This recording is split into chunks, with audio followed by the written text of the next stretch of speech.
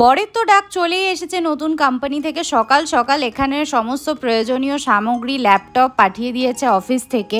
আর ওর আজকে দুপুরেরই ফ্লাইট, আবার না জানি কবে ওর সাথে আমার দেখা হবে।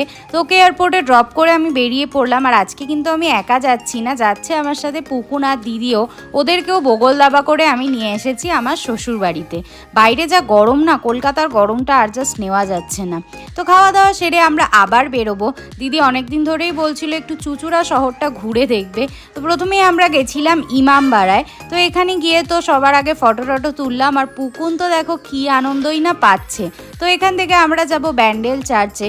আরও অনেক জায়গায় যাওয়ার প্ল্যান আছে, যদি সময়ে কুলাতে পারি অবশ্যই যাব সবাইকে নিয়ে। তারপরে গেলাম এখান থেকে ব্যান্ডেল চার্চ।